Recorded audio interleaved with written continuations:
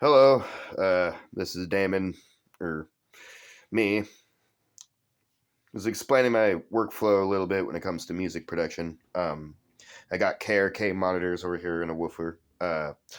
Definitely need to sweep my floor. This is untreated. The monitors are too close to the wall. Please do not judge me for that. I'm working with what I have. And acoustic treatment's kind of expensive, even the supplies to build it from scratch. I wanted to show you my workflow when it comes to this. I just got this for an early birthday present because I'm spoiled. It serves as it's a FaderPort V.2. It serves as basically the other half to this, or rather this is the other half to this, or so I've programmed it. So as you can see, I MIDI mapped all of these to the lowest octave.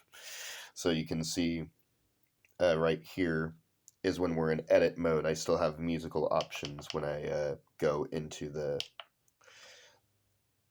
the neutral kind of thing. I don't have a MIDI software instrument going right now. These are all audio files because this is a practice session, right? I'm more trying to explain how these two basically work as one board. I kind of jimmy rigged two MIDI controllers to do such things. So these 8 knobs, they're mapped to Logic Pro's compressor on the software. So right here is threshold ratio, makeup gain mix, knee. You got attack, you got sustain, release, all that stuff, ASDR stuff. As you can see here in my practice session, absolutely nothing's panned. All of the faders are set to nominal gain, so it's going to sound terrible. But yeah, I even mapped over here. You got save as, quit, new session for the project, close. If you press that twice, it also quits. Audio file editor, piano roll, and then bounce track in place. And then over here, I got all these pads mapped to be triggered in the highest octave. And then I got 2 banks of these right here. So this is 16 additional shortcuts to Logic Pro. So when let's say I'm over here and I want to create a new track, well, hit that new track, then it automatically pops open. Can hit the enter key right there, and then right here the library should open. If I want to close or open that, it's this pad right here. So let's open that.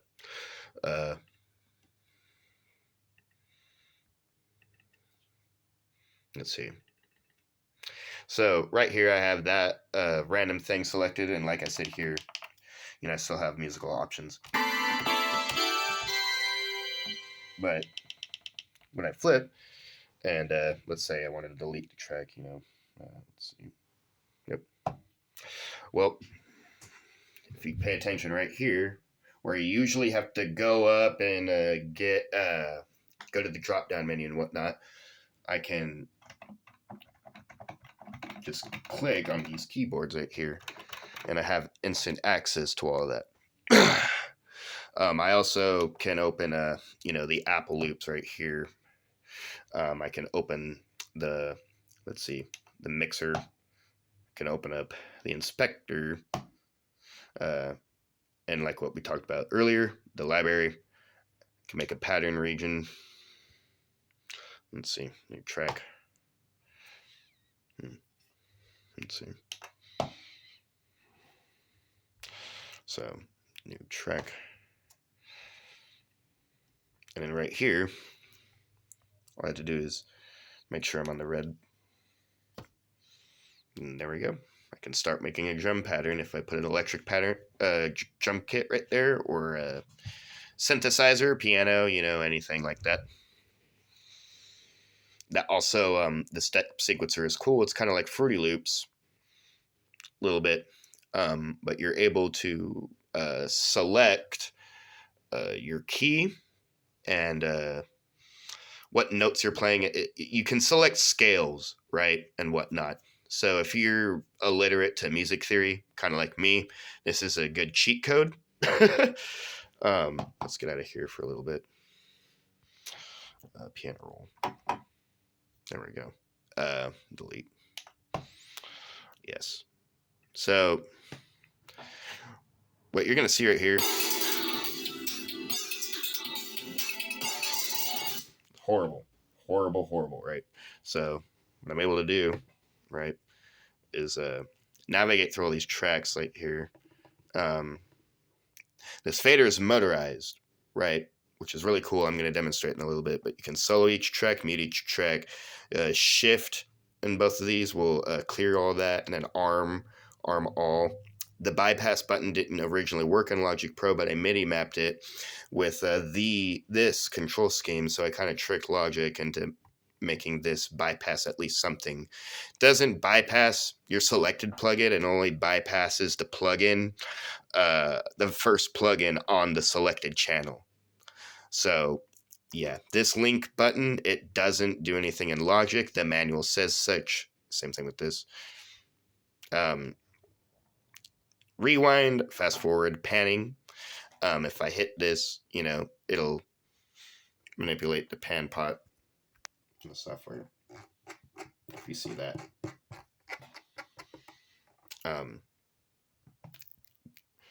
Could go to channel, say, right. It remembers, right? So hold option here. Now let's go back here, pan. I can hold option right here. I'm kind of using all three of these simultaneously in a workflow. So if we play, like I said, terrible. I got it soloed.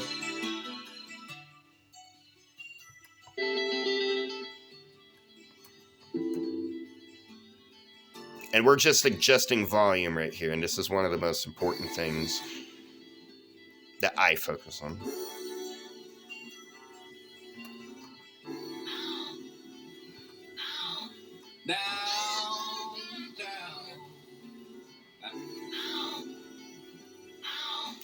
And then, let's see. I've done this a lot because this is my practice session. But right here, this can kind of serve as your drum bus a little bit if you're lazy.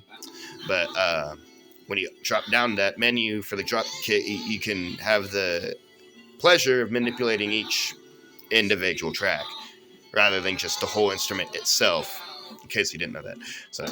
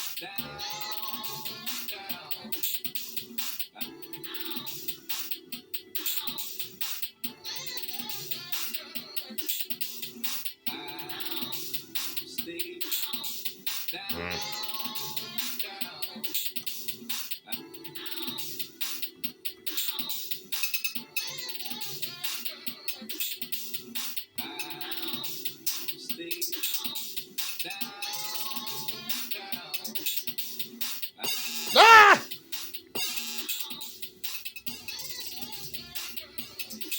Then solo clear.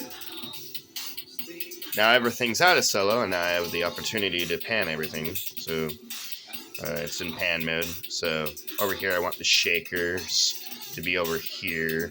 This tom thing I want over here. This tom thing I want over here. Go over here. right there. And then over here, I want the hi-hats and stuff like that to be on this side because we're trying to... And very minimally I'm doing this because I don't like doing it too far. I don't want to take away from the other instruments, distracting with like a hi-hat in an unorthodox place, in my opinion. You can pair the snare if you'd like. I like to do, if I am so inclined, just slightly to the right. Again, I'm trying to be down the middle as much as possible because I'm weird. So it sounds a lot better. Let's see. If we click this again. Negative 4.7. That's still a little ridiculous. It's still a little loud. So what I can do is hit that and go to select all tracks and then kind of... I want it sitting at negative 6 dB. You know what I'm saying? So let's see. Negative 8. Tad bit louder.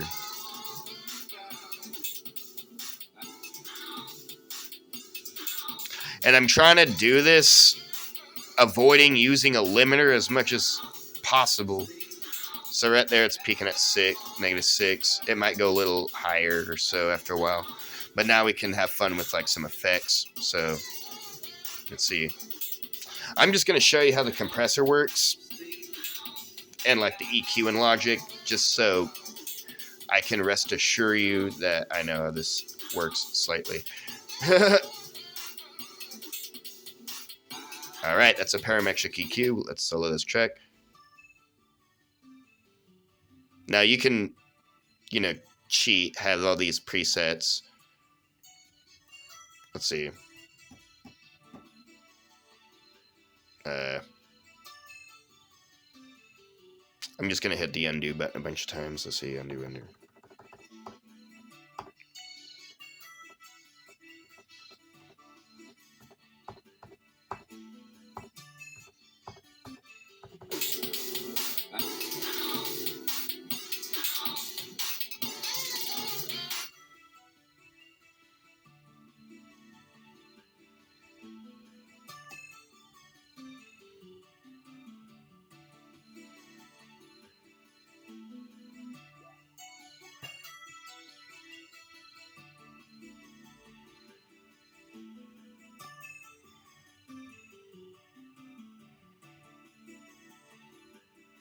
I'm kind of using this unorthodox a little bit, but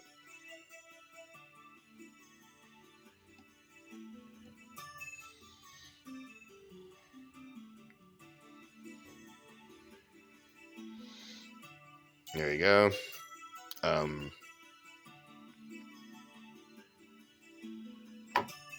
Yay! So let's go to channel over here. What I like doing with kick, because I'm mainly doing hip hop and stuff, I will do something weird that Logic allows you to do. Binaural panner. So this is much different than left and right. This allows for a 3-dimensional space. So you could say, you want your sound there, and it will translate, as much as it possibly can to that. So what I like doing is putting this to the center right here, so you can feel that kick, in your heart. So let's mess with the compressor a little bit. Get that going, just to say I got it going, and go to the compressor. And that's what these 4 go. And if I have a compressor selected on any track, these 4 knobs only control this. And I did it that way on purpose because I use this a lot. So let's see. Yeah, see, you're already getting louder with where I placed it in the panning. So it's default negative 20 on threshold. And see,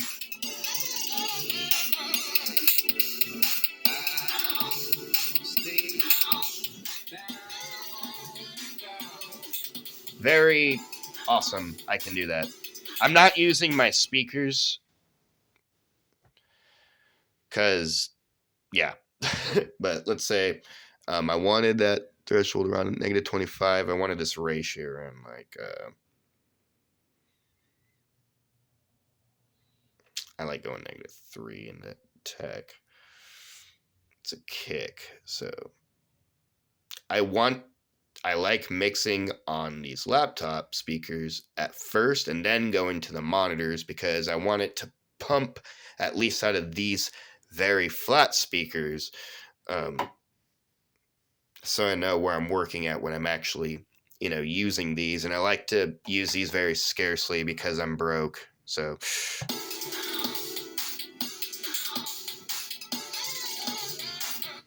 and like,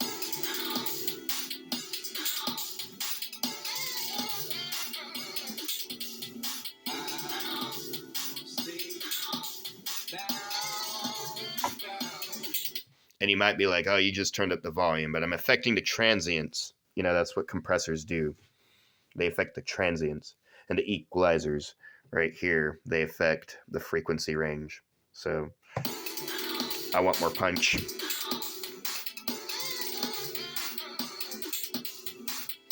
And that right there between 2 and 3K is where, the of the kick drum is, and then around here is where the is.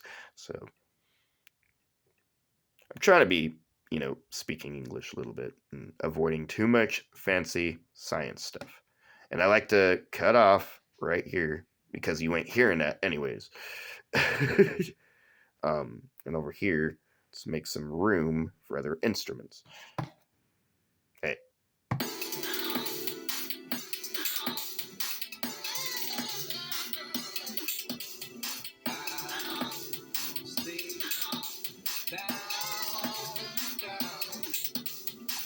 Okay. It's enough for now. Thanks for listening. It's a basic setup of this and how I weirdly combine them together to mess with logic to my heart's content. Thank you very much.